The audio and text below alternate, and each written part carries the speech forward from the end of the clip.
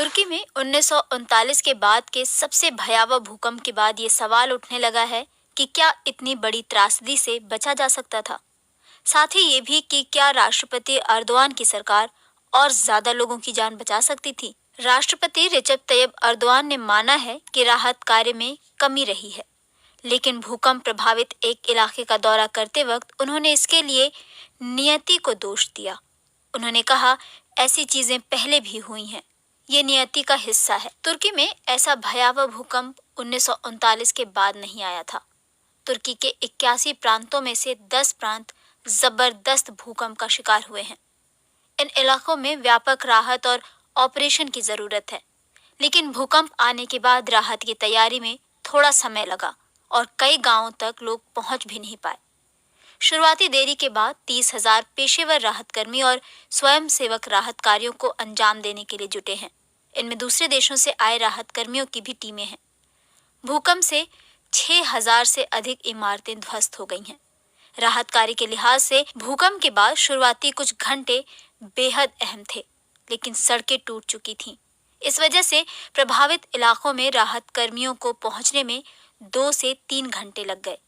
तुर्की में भूकंप आते रहते हैं, लेकिन इस बार के भूकंप के बाद स्वयं सेवकों की प्रमुख राहत टीम के संस्थापक का कहना था कि इस बार राहत ऑपरेशन में राजनीति आड़े आ रही है। 1999 में आए एक बड़े भूकंप के बाद सेना ने राहत ऑपरेशन चलाया था, लेकिन अर्दोआन ने तुर्की में सेना की ताकत कम करने की कोशिश की है।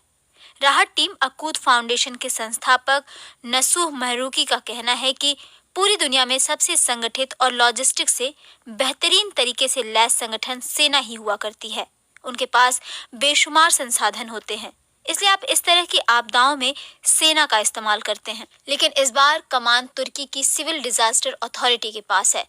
इसके 10 से 15,000 कर्मचारी अकूत जैसे गैर सरकारी संगठन के साथ मिलकर काम कर रहे हैं। महरूकी कहते हैं कि इस बार राहत कार्य का दायरा 1999 से भी बड़ा होगा, लेकिन सेना को राहत कार्य से बाहर रखने की योजना की वजह से इसे शुरू करने के लिए सरकार के आदेश का इंतजार करना पड़ा।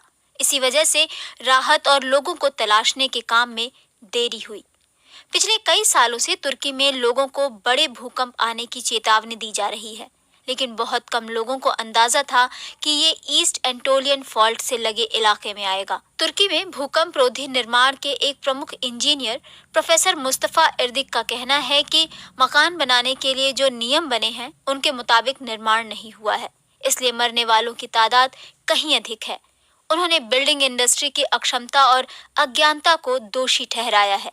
वो कहते हैं कि ऐसा विध्वंस और इतनी बड़ी तादाद में मौतें रोकी जा सकती थी। हालांकि कानून मंत्री कहते हैं कि बिल्डिंग निर्माण में हुई अनियमितताओं के दोषियों के खिलाफ कार्रवाई होगी। तुर्की में विपक्षी सीएचपी पार्टी के नेता कमाल किलिदारोगलू कहते हैं कि अर्दोआन को सत्ता में आए 20 साल हो गए हैं, लेकिन उन्होंने देश को भूकंप की भयावहता झेलने के लिए तैयार नहीं किया। अब यहाँ 1999 के भूकंप के बाद शुरू किए गए भूकंप सॉलिडेरिटी टैक्स में वसूली गई रकम को लेकर भी सवाल उठाए जा रहे हैं। इस रकम का इस्तेमाल भूकंप रोधी मकानों के निर्माण में होना था। इसके अलावा मोबाइल फोन, रेडियो और टीवी ऑपरेटरों से वसूले गए 88 अरब लीरा के टैक्स के इस्तेमाल पर भी सवाल उठ रहे हैं। वहीं दूसरी ओर भूकंप के बाद राष्ट्रपति अर्दोआन ने देश में एकता और अखंडता की अपील की है। उन्होंने भूकंप में राहत में देरी करने के आरोपों को अपमानजनक करार दिया है। देश में मई में चुनाव होने हैं, लेकिन प्रचार अभियान शुरू नहीं हुआ है।